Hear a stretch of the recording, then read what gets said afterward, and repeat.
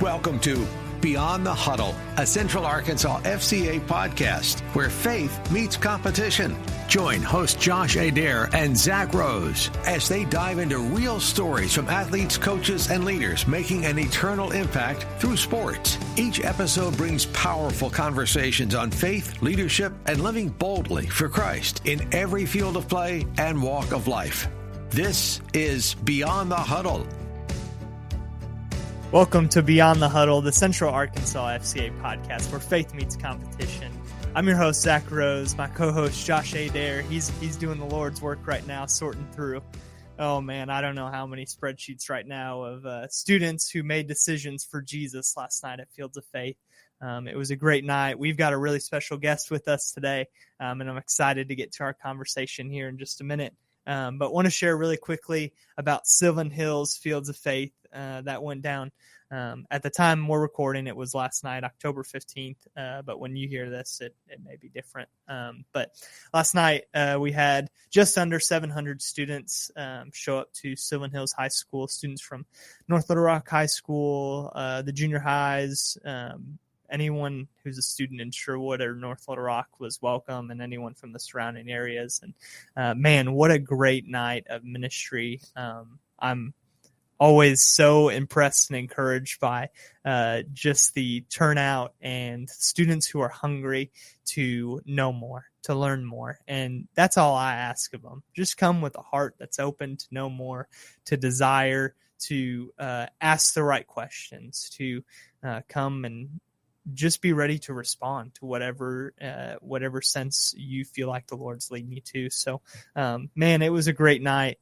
There was quite a few students. I know I had a chance to pray with one young lady who accepted Jesus for the first time last night. And those are the moments where you kind of raise your hands up in the air and you're like, man, how cool of an opportunity, really, to think about it, to be a part of such a special moment for a young individual. And obviously, yes, we thank the Lord for that conversion moment, but we also continue to pray with them as we get them connected with their local churches, and continue the discipleship process, because we know it's not just one decision that you make and you're done and you can live your life however. It's a continual discipleship process as we walk with Jesus. So if you would, even right now, just go ahead and pray for the students in Sherwood, North Little Rock, and Central Arkansas, and really all over, as Fields of Faith events have come and gone now, that the Lord would continue to move in their hearts, and even more so that their steps would be geared to draw closer to the Lord, because we know He's always near. So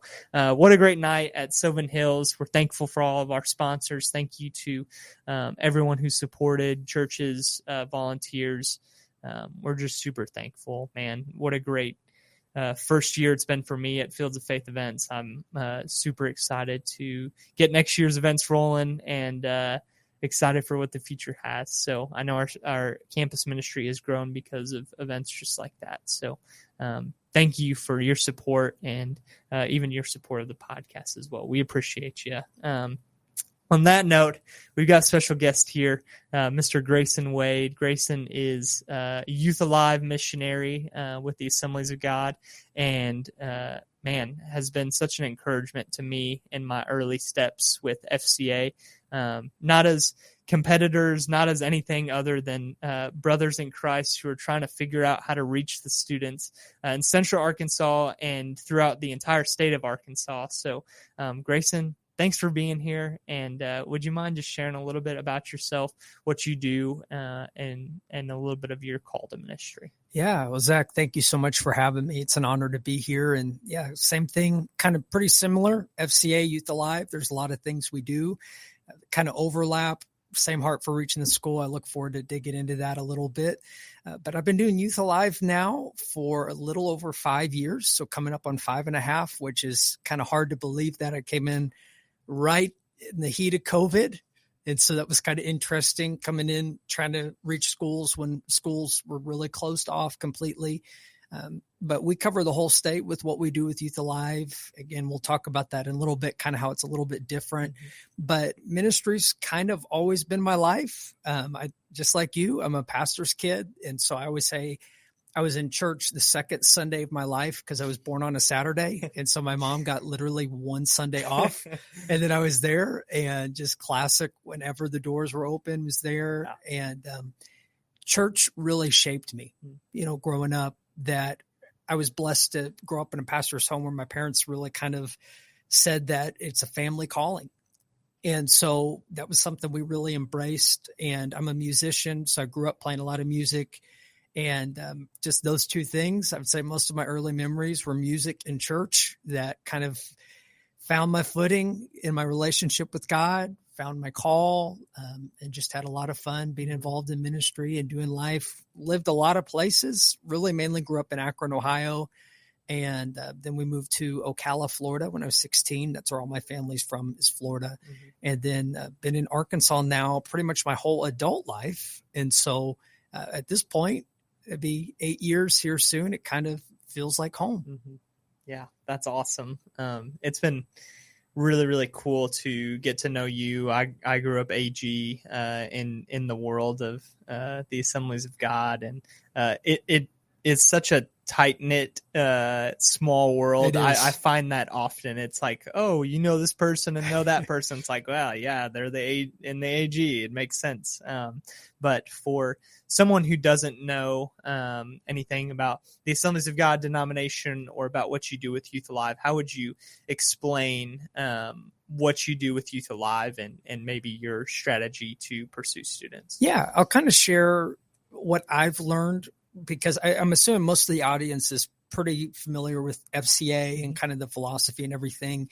I'll share kind of how we're similar, but then also kind of how we're a little bit different. I think both of us share that heart that our schools are our most strategic mission field. You look at the state of Arkansas, depending on the year, it's usually 18 to 19% of the state either works at or attends a public school. So, any given school day, you have about 1/5 of our state that's going to school. Yeah. That's true on a statewide level. And then that's true in our communities as well. And some of the smaller communities, that number's even higher, where the public school may be the biggest employer in the town. And so, we always say for churches, there's just nowhere else that you can reach that many people in one place. Mm-hmm. It's our most strategic mission field. And so I always say for FCA, is really school first, right? That's kind of your job. You're going directly to the school. You're being involved. Yeah. You have 5, 6 schools. Yeah. That you have. Me personally. Yeah. I serve over 5 to 6 schools. Yeah. So for you really rely on those. So, yeah. I was there last night, Field of Faith. It was great. That's possible because you have that relationship Absolutely. With the school. I know coaches and teachers, administrators. For us, we have 3 staff members that cover the whole state. And so, it's a much broader, but what we do, we say we're church first. Mm-hmm. And so that's kind of the big thing for us, is working with churches. So for me, I don't really step foot on a campus as much as I'm helping churches get involved. And so really the most important thing we do is training our students. Mm-hmm. I think for both of us, we realize we are limited in what we can say and do on the campus of a public school. Yeah. Our students are not. Right. And so that's really what we do. We want to train them up to be what we call campus missionaries. And so that's the really, really, really big thing for us, that we take them through a training. We do a set of them, what we call Engage the Campus in the fall. We had 5 of them this past year, where we kind of have a heavy hitting day, train students to reach their school, share their faith, do all those kind of things. And so that's number one for us. Clubs are kind of secondary. And, I think all of us understand that every school is a little bit different. I've learned that the longer I've been in Youth Alive, how radically different each school, even within a school district, can be. And so that's a part of our training, is really challenging students to assess what's going on there. How can you be a part of something? So we have a lot of our campus missionaries that are heavily involved in FCA. And so that's great for us, that if there's a program that's going on that's life-giving, we want them to be leaders in that. We want them to be involved in that. If there isn't something, or if it's just a massive school and there's kind of a couple different lanes that they're able to go in, we do have Youth Alive clubs in this area across the state. And so for us, that allows us, working through students, working through churches, to have a little bit of a broader reach. This school year, we have a presence in 158 schools all across the state. We've trained a little under 500 campus missionaries, which we're proud of that because almost all of those, there are a few exceptions, have gone through a 5-hour training that we've really, really walked through with them. We have ongoing support that we do.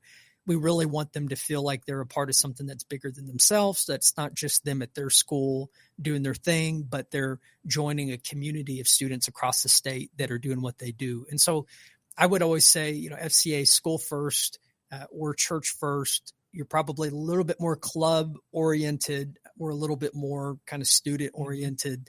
And so they go together really well. Yeah. I even thought about this kind of as I was driving over here, that we had a youth pastor that we were doing Engage the Campus, and he just kind of got a hold of me and said, man, we've got a great FCA. I don't know if we could start something. And I said, don't start something, right? If there's something that's already going on. He said, a lot of our students that are involved are, in our church, they go and everything. And so that church, they had a really kind of close relationship with the FCA. They paid for the leadership team of that FCA to come to Engage the Campus. And so that was kind of a awesome. cool, thing for us to be able to share resources, be able to walk with them a little bit closer. Yeah. And so they go together really well. Yeah, definitely. I think that's, maybe a big part of our conversation today is the idea of collaboration and cooperation, because praise God, we're not the only ones that are trying to engage our campuses and minister to our students. That's been really, really neat for me to see growing up in the Assemblies of God.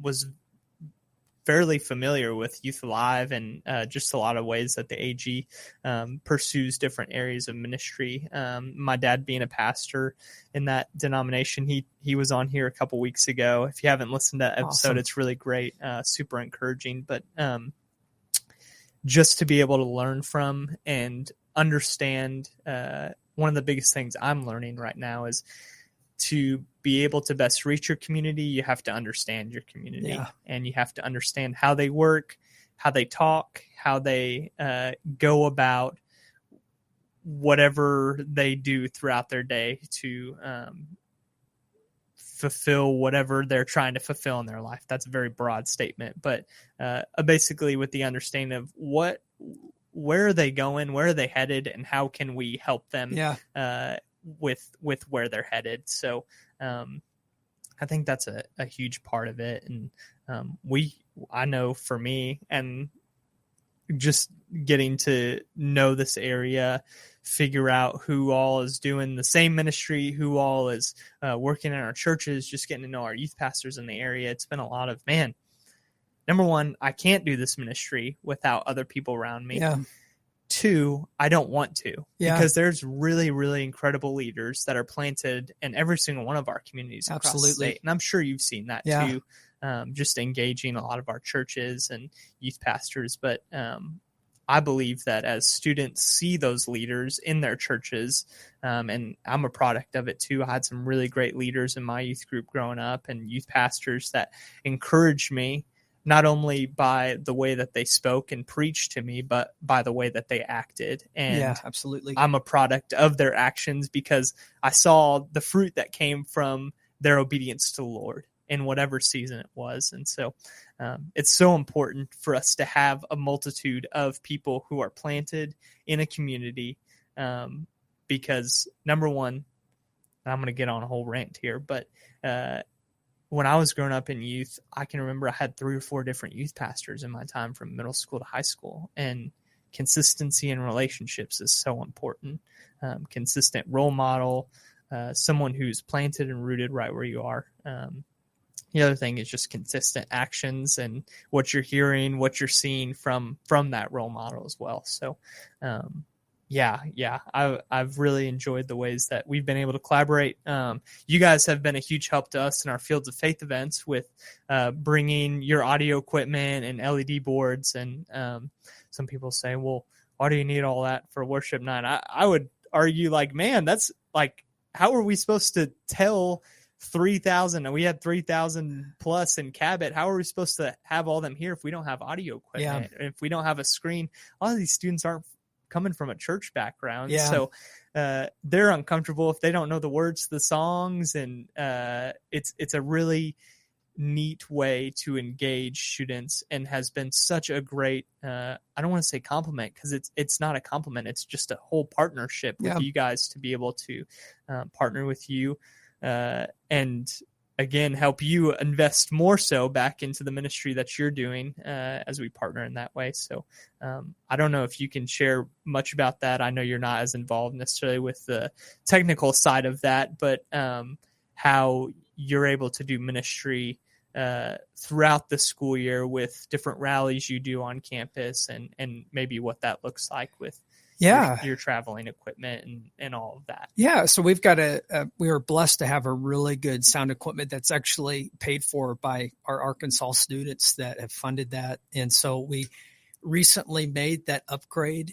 to the LED wall, which is incredible. As I remember being at a couple of Fields of Faith, and it was almost time to start, and the sun was still kind of up, and you're trying to line a projector up and nobody can see anything.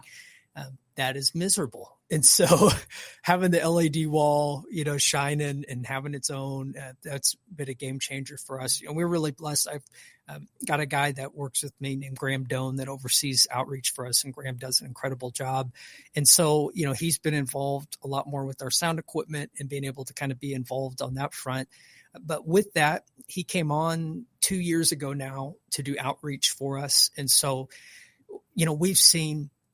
we started with the campus missionary side of it, really stirring them up. And then that's kind of moved into, churches that are being more involved, clubs that are being started.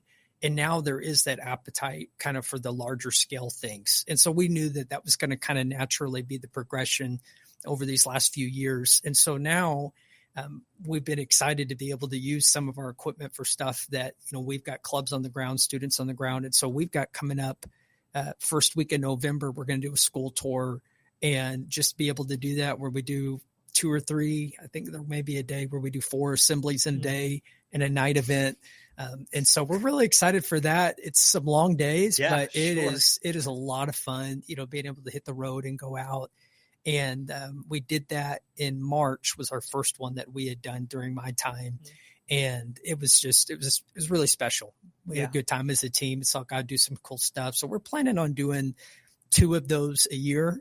And that's it's a whole nother ball game when you're working directly with schools compared to churches. For us, we're used to kind of that church way of doing things and being involved. And it's just a lot more details when you're working with the school. And so Graham, he's been great at that and getting that up and going. Yeah, definitely. Would you mind just sharing a little bit more about what all goes on at those different rallies and school tours?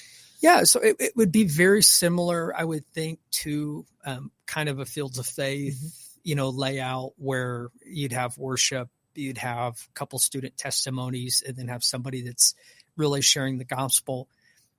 Obviously, we cannot share a gospel message in a school during the day. It's really interesting to me because doing that back in March, going through that for the first time, I really thought it was going to be like the school assembly. We just do our thing during the day and then be like, hey, we're having giveaways tonight. Come back. I could not believe how powerful the school assemblies were. Like, you felt the presence of God in those. Like, we had a guy that came in, he's world-class speaker, and he's wrapping up his whole thing for the assembly. And he's sharing this story about these girls that were drowning and this dad that gave his life for these girls. And I mean, kids are just losing it, crying. And I mean, it's like, you can't say Jesus, but telling that story, I mean, it's the gospel in a story. And so that's what kind of caught me off guard, was really in our assemblies from beginning to end. It just, you felt the presence of God so powerfully in that. And I think that's what we have to understand, is that we're not going in cold to our schools, right? We got to understand God's always doing something, right? The Holy Spirit's always working on students, always working on leaders. And I think even just for what we do, but people in general, that when you're hesitant to share your faith, you don't know, really, do I have the right words? Is this going to be comfortable? Is this the right moment? we fail to realize God's always working on people, right? And he's always pulling them towards him. And so I think we've seen that during our assemblies, during our night events. And again, kind of similar thing at Fields of Faith, that we just got to get to reap the harvest. We do a lot of work to get there, but you got to realize God's already been doing something in advance. Yeah, definitely. I love any avenue I know with FCA that we've had to get into the schools during school time where it's either a required meeting or whatever it is, because that's the difference. And to kind of just explain that a little bit more, anytime a student is required to be present, we're not allowed to share the gospel. That's how I pretty easily break it down. Now, if they're given a choice for a lot of our teams, coaches will give the choice of, hey, this is after practice, you're welcome to show up. Then we can share the gospel openly. But no one's forced to be there. But I love it when we're able to use the gifts and abilities that the Lord's given us, and even just the power of preparation beforehand. I feel like that's something as believers that we can continually grow in, is our preparation for a moment that we're asking the Lord to show up in. And I don't think there's a cap on how much you can pray and prepare for those moments. But I do think that we would see results more so because we're being led by the Holy Spirit and aligned with what the Lord's speaking to us in a moment, rather than we've done all the details ourselves and we figured this out and this is what's going to work best. And those things are great, and we need to be logistically minded to be able to make these things happen. But the preparation of that is something, like you're saying, of students' hearts, them already being worked on is a part of that process. Maybe the seed's already been planted somewhere and we're here ready to harvest. So that's so cool. I definitely am excited for you guys and what's coming, because as we've seen in FCA, and I know as you guys are seeing throughout the state, there is, number one, a hunger from students to figure out what the truth is, to figure out where they're headed once they die. Like, it's so tangible. And two, there's a growing sense of people want to be a part of something that stands for something that's true and that's honorable, and they want to be a part of a team. And so how cool to have the opportunity to go into these schools and minister to them. Yeah. So. And I would say too, something that I would add to the surprise was that we watched how God used us, I feel like, to bring healing to the school as a whole, even beyond the spiritual side of it. That we had kind of a time at the end where teachers lined up, and, the whole point was kind of like, you're not alone. There's people that are there for you. And there are students that ran up to hug teachers. And it was just cool to see how the Lord was able to heal, even in kind of a secular environment that, we weren't sharing anything explicitly Christian. Even God was working through that. And there was a lasting impact of what happened during the assemblies and stuff. And so I think that's been the thing that's been cool for us, is seeing that the Lord works in surprising ways and even ways you don't anticipate. And it's been really special. Yeah. That's awesome. I want to hit on to kind of transition that we couldn't do the work that we do without the support of like-minded believers, businesses, churches that come alongside us and financially support us. And that's something, when I was growing up, to be honest, it was something that was implanted in me to give, but not so much implanted in me as you may be sent someday too. Yeah. And I would love to just dive into that with you for just a minute here of both FCA and Youth Alive are support-based ministries. I don't know how they say it in the AG, but support-based. So essentially we can't function without the financial support. We can't be on the field without the financial support of churches, for FCA. And I know for Youth Alive too, businesses, people that we know that are close to us that are willing to partner with us on a monthly basis and a one-time gift, and even prayerfully partner with us too, which is equally, if not more important. for us to be able to continue to do the ministry and have doors open. But would you mind just sharing a little bit about the process of raising support and why that's so important for others to join along in the ministry financially so that you can do the work that the Lord has called you to? Yeah, so we call it itineration, right? You're itinerating, you're traveling around, you're trying to raise funds. And so one thing that may be a little bit different, probably, my support's probably 70 to 80% churches. And so what would you say for you?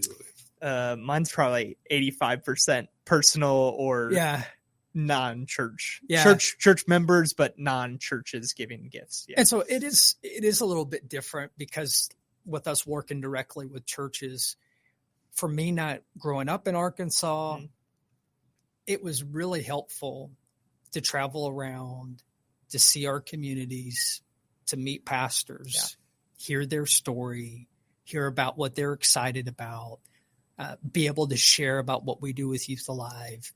And I think both of us, you had that point where it was just uncomfortable asking people for support. Yeah. You know, it just, how do you ask someone for money? Hey, can you give me money? Yeah. It's like, how do I ask this? How is this appropriate to, And because for us, I'm assuming it's the same. It's mainly all monthly support that people are paying. And sometimes people will pay yearly or, different, but I mean, almost all of it was monthly. And so you're raising a budget where you're needing thousands and thousands of dollars monthly to cover a lot of stuff, to cover ministry costs, cover personal costs, health insurance, all kinds of stuff. And it was so cool because we had churches that middle of nowhere, small churches that are like, we want to pick you up for $25 a month. Now it takes a lot of $25 a month pledges. Absolutely. If, you're going to raise thousands of dollars. But those accumulate over time. And that means we got a lot of people that have a hand in what we're doing. Yeah. And so, I mentioned to you last night at Fields of Faith while that was going on, there was a church right around the corner, Christian Assembly there in Sherwood, and they were having a missions dinner. And every year that's been the same night at Sylvan Hills Fields of Faith. So I missed it the last couple of years. And so I was able to run over for about 30 minutes and then come back. And, they asked me just to kind of pray over the meal and everything. And I came up and I was just saying like, hey, this is going on right up the hill from here. This is what's going on. And you had a hand in that, right? There's sound equipment that's being used that you help pay for. And that's always so cool, really being able to remind people. Because, a lot of times if a church is giving, people are just giving to missions. They may not know where all that's going. But when I do get in front of people and really share, like, this is what God's doing and your giving's making that possible. Yeah. That's really special. Yeah. I always try to, when I have those interactions with churches that are giving, just really driving that home that you are making a difference in students across our state. And so I would say that was some of the things that in a way it's really humbling that you're doing what you're doing because people gave to make that happen. And a lot of times gave sacrificially to make that happen because they saw something in you. They saw something in your ministry. They believed what you were doing is important. And that was a really difficult process in a lot of ways, but it's been really special. And, I think for us, a lot of our churches, probably any denomination, have missionaries that come through and travel and share. And it helped me being able to really kind of drive home, like, I'm raising a budget to come here. Like with Youth Alive, this isn't me just coming in, asking for funds, leaving. I want to involve you in what we're doing, right? This is building a relationship. And so I was always kind of careful how I said it because I didn't want to come across the wrong way.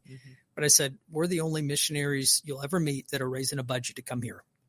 That this is what we're doing. We want to be involved with your students, with your church, with your schools. And it's been cool over time. I feel like those relationships have been even deeper as the years have gone on. And I'm thankful. There was a day that I don't know if I ever would have been thankful for raising funds, but 5.5 years later, I am thankful. Yeah. It takes some time. But it does. Man, that's been a similar process for me of number one, why is this important that we're bringing people along with us? It's biblical. Yeah. It is. The very first missionaries were sent out and supported by the people in their communities. Paul was a tent maker and put that aside and was supported by people around him so he could fully do the missions work that God had called him to. Similar to that, we have to be here full time. We can't. Yep. We could not do this. I could not do my job part time. I couldn't either, and I know you can't either, and none of your staff could. Especially being over the whole state and having three staff members. Mm-hmm. So number one, if you do support either Grayson or I, thank you so much absolutely. For your support. We don't take that lightly. I can tell you that a $25 gift means just as much as a $500 gift, because holy smokes, is it a breath of fresh air to know, man, they see the vision. Yep. I don't care how much you have to give. That's not what the Bible preaches. It's not anything about that. The Lord says, be faithful with what you've been given. It's not ever about how much you have to give. It's about your heart posture when you're giving. And so if someone would want to partner with you and support you or get in contact with you and learn a little bit more about Youth Alive, what would be the best place for them to do that? So we work out of our Assemblies of God district office. And so I would say that would just be the easiest way. We're right there on the interstate. So if you just look up Arkansas Assemblies of God and be able to call, and I'm always careful because, we work mainly with the Assemblies of God churches, but, we've had a couple churches come in to engage the campus that aren't AG. And so we encourage that. We want to grow beyond just the AG, and we want to be able to partner with all kinds of churches to train students. But that would be the easiest way. And we would just love to partner with anybody in any way that we can. Absolutely. Yeah. We need more people on the ground. Yes. We talked about it on here, but Luke 10:2, it says, the harvest is plentiful, but the workers are few. The harvest is ready. We have so many students that are ready. They're wondering, they're lost, and they just need an opportunity to be able to say yes. So, thank you for all you do. We still got some time here, but I just want to throw that in there because I know that you guys are doing such great work here, and I'm encouraged by you daily. And shout out Graham. If you're listening, we got to get you on here too at some point. We got to get great Graham guy. And just your whole team too. Ben, the district youth director for the state of Arkansas, he's great as well, as we've gotten to know him. So I know I'm an AG boy and kind of grown up in that, but maybe I'm a little bit biased. But I love our leaders here in Arkansas and have been getting to know you guys. So I'm blessed, and we also have Kaylin Ward.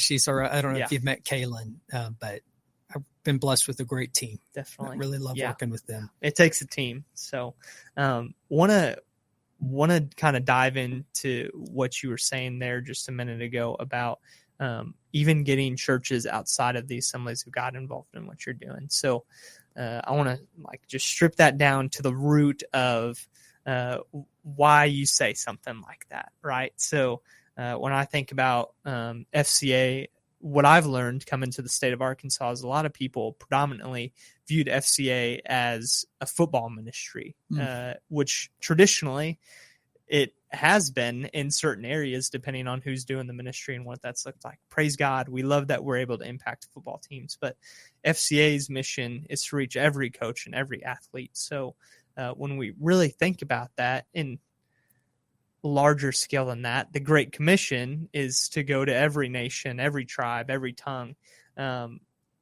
We don't make our own mission statement to be excluded out of what the Bible is saying. We do it because there's specific reach that needs to happen to specific groups, so we can engage specific people so that they can use their leverage in their community at their schools to be able to then reach the other students there.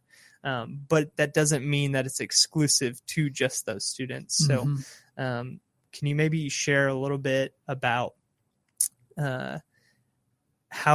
what your heart is, like the heart posture to its core of reaching students? Because Youth Alive is the brand, FCA is the brand that helps us get in the door. But what's your personal heart for ministry? Why did you start with Youth Alive in the first place? What's your heartbeat for student ministry? So I was a youth pastor in Hot Springs, and it really was at Lakeside High School and at the FCA that was there, that I always say, I wish I had this really cool story where we like prayed down the doors of the school and they didn't want us in and all this. Like, that'd be awesome. I'd been in Hot Springs for like 3 months, and it was the day of See You at the Pole. And I was like, we got a lot of students that go to Lakeside. I don't know anybody. I'm just going to show up. And so, I came, and they asked, do you want to go to FCA? I said, I didn't even know there was one. I didn't know anybody. And so I just showed up, and that was a really big group that would meet Wednesday mornings. And for me, I just said, I'm going to be here every week. Like, no matter what, whether I'm speaking or not, I'm just going to be here. This is going to be my spot. And I really saw within a short amount of time how the Lord just opened crazy doors with not only students, but coaches and administrators and teachers, and really built a lot of relationships within a short amount of time. And it was one of those things that kind of, as God was opening the door to do Youth Alive, I was realizing like there's something here. And so it was cool because of what we saw in Hot Springs. When I came into Youth Alive, it wasn't theoretical. It wasn't like, yeah, this idea of reaching the school sounds good. We saw it. We saw things that were happening that were powerful. And so I would say what really got me excited was the potential that was there, really the heart of connecting with churches and being able to be involved. You kind of mentioned with the AG churches and everything, we've got, it's a little under 400 Assemblies of God churches in Arkansas. I'm an Assemblies of God missionary. And so, that's been the easiest thing. I spent a whole month of June at Assemblies of God Youth Camp. And that has been the vehicle that we work with. Youth Alive and Assemblies of God ministry, but we've seen it grow over time. And, there's been a couple times where I've had people ask, like, we're wanting to start a club or we're wanting to do something. Is this only for Assemblies of God students? And I'm like, no, please, no, like, do not tell somebody they cannot come to this because, please. Yeah. Where's your AG membership card? Like, please do not, And so, Caitlin, she went up and started a club in a small town up in northern Arkansas. And it was so cool to me because the core team for that club was 5 students, and they were from 5 different churches. Mm-hmm. That's a win, right? That was something that was really powerful to us because there were people that were involved that normally would be out of the reach of what we do. And the longer we've been doing this, the more it's expanded, the more clubs, like, we even started something at North Little Rock High School a couple of years ago. Well, we had a kid that showed up to engage the campus. It was Church of Christ. Yeah. And, he didn't know when the club got started. He just moved up into the school, got involved, and they're like, hey, Engage the Campus is going on. We love that. Yeah. We think that's awesome. And so that's something I really want to believe that in the future we'll be able to expand that, because just like you and all of us, I'm biased, like I live this, I do this, but I really believe in what we do. And I've seen through Engage the Campus how it really does turn the lights on for students. And you want to talk about something that gets me excited and why I'm doing what I do is that, we really focus on that sharing your faith component. And I'll never forget the first one that we did. We had a girl that was a pastor's daughter, and she said, I've been in church my whole life. I've always done right, always been involved. And I've always felt like I needed to tell somebody about Jesus, but I never knew what to say. She's like, now I know how to walk through that. That's a major win. That's why we do what we do, is that students walk away with the confidence of, when that moment comes, I know how to walk through this. I know how to lead somebody to Jesus. I know how to share my faith. Yeah. And so we're excited to see in the future how that's going to grow and be able to involve more churches and more students. Yeah. Definitely. I was able to sit in on the one you did here in North Little Rock, and was grateful for the invitation, but also I love seeing the different ways that we can share the gospel of FCA has the 4, which I have it on my bracelet. If you're watching online, it's or if you're watching on the video podcast, you can see it. But if you want to know more about it, you can look up the 4 or FCA's the 4 or something like that. But Youth Alive has 5 steps of it. And remind me what it's called again. So Alive in 5. Yes. Yeah. And so pretty much, I mean, it's the gospel. So it's not like, it's pretty much the same as the 4, but we are Pentecostal. So there's a little fire at the end that is the Holy Spirit. And it's just the Holy Spirit helps us live for God. Absolutely. Yeah.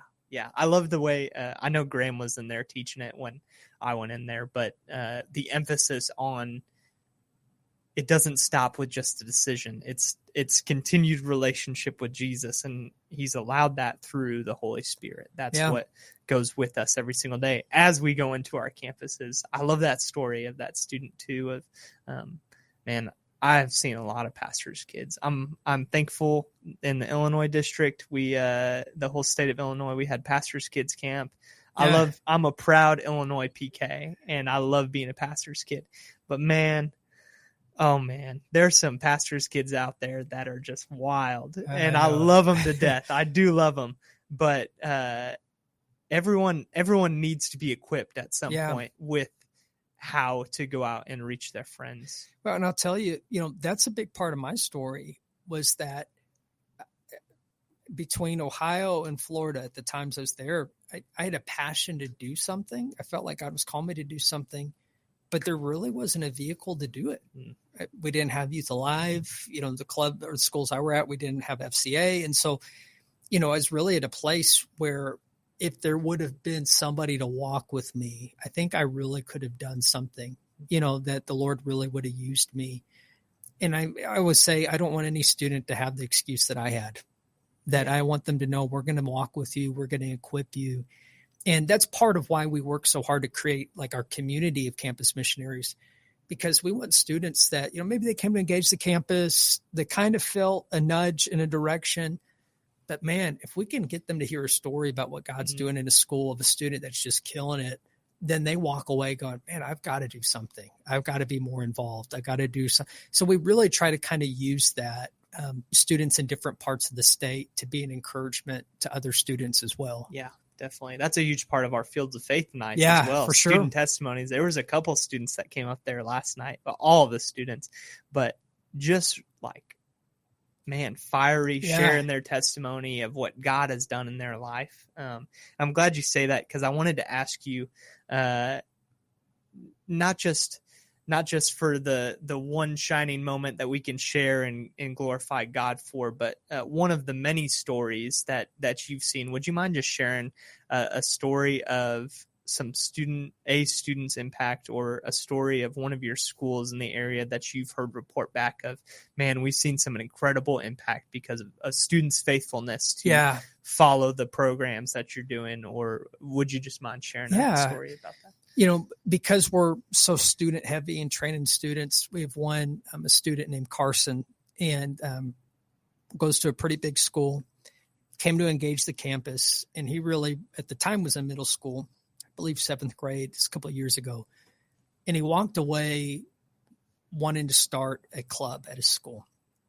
And I always have so much respect for a student that starts something, because it's pretty intimidating that a lot of times you're meeting with the principal, you're doing all kinds of stuff, you're finding teacher sponsors. I mean, there's a lot of steps. At any age, it's intimidating to go sit in the principal's office. For a 7th grader, to do, and then beyond that, for him, you're leading a team of students, you're putting a Bible study together. I mean, you're promoting your club. I mean, it's not something that somebody just halfway does. I mean, it's like you are in this thing. Yeah. And so he went, and kind of had the classic story of he getting it rolling. He's watching God do some stuff. And he ends up, this girl starts coming to the club, and she gives her life to Jesus during lunch. And I always think that's so cool. I mean, this is a big middle school, a student that's sharing their faith, a girl that decides to, accept Jesus right there in the middle of the school day. And this girl ended up telling Carson, she said, I've never been to church before. And I would say, there's some parts of the country that may not be that shocking. I feel like in Arkansas, never, you never went to a block party or anything. And she said, and not only that, I've always wanted to go to church, and my family wouldn't let me go to church.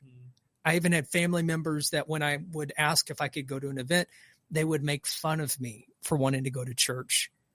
And so this is why I share that story. Is the church that Carson was involved in is great, but that girl was out of the reach of that church. right? It did not matter how great the church was, how involved the youth pastor was, what they had going on a Sunday morning, what kind of youth event they had. The only way she was going to be reached was through another student. And so, we always kind of share that story and challenge our students. You go to school with people that only you can reach, right? It's not these churches in this area. It's not adults that can come in and ultimately reach them. You're going to be the most effective one to be able to pull them towards Jesus.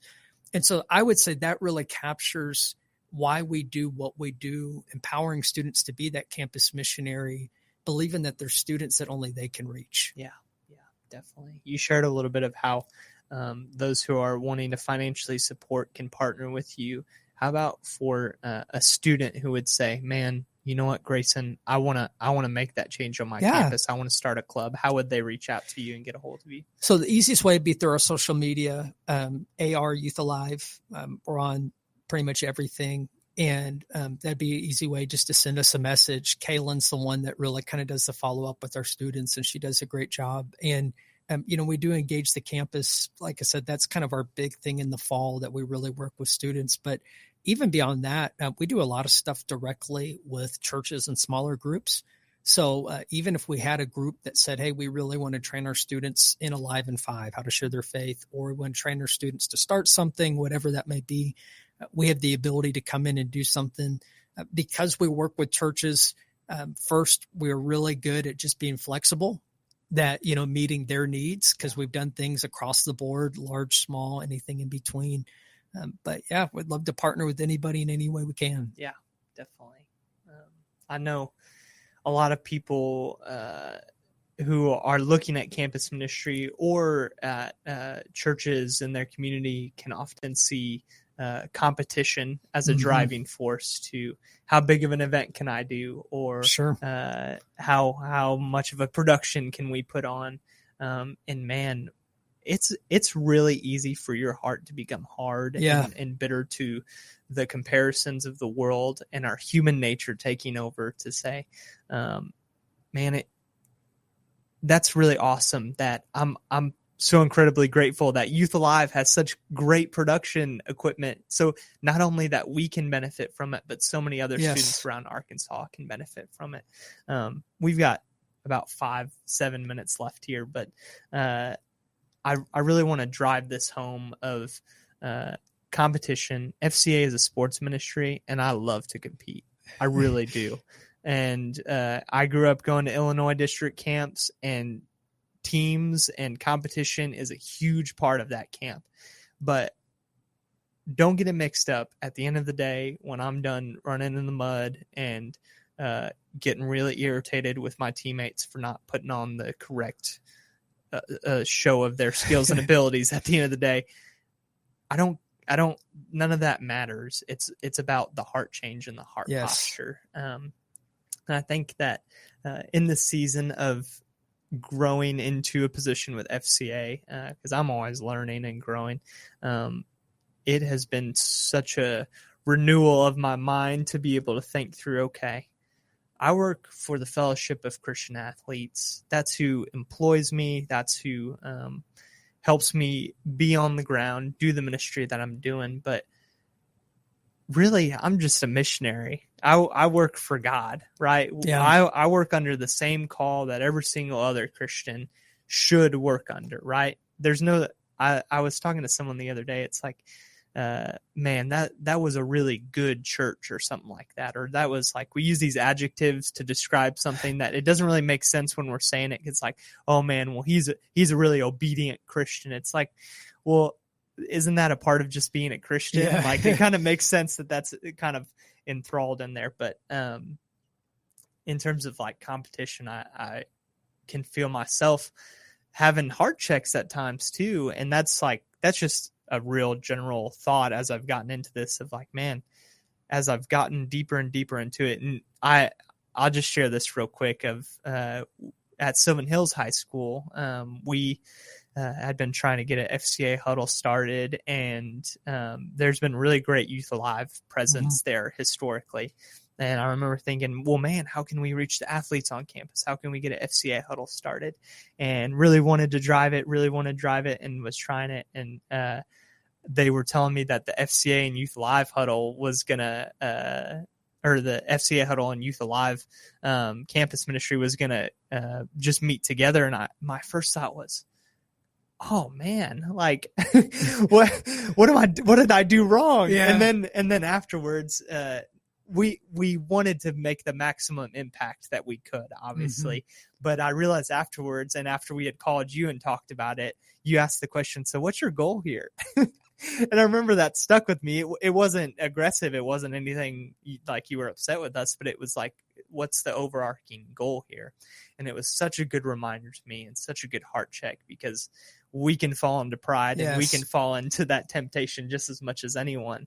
But it was this idea that, this is actually a really great thing, because this school's needs are different than the next school's needs. And I think that's so important as we go of, man, how can we best serve this specific community? And you talked about that earlier, but getting a diverse range of students, because I was told this in high school all the time, I'll be able to reach a different group of people than my teammate who grew up in a really rough neighborhood and has a whole lot of different life experience than me. Everyone has different reach and different impact. And yes, we want to maximize our impact on campus, but sometimes maximizing means that we work together to become greater as one kingdom and one body of Christ. Sometimes you have to lessen yourself, to decrease yourself in your own pride, to grow in not just number, but to grow in faith. So then outwardly you can work together to be able to pursue that. So. It takes all of us. Yeah. I really, we've already shared kind of between the training students and then the FCA direct involvement with schools, how the two of those, they go together really well. Yeah.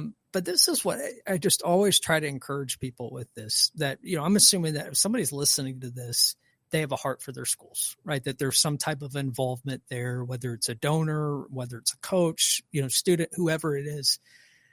It takes all of us. Mm-hmm.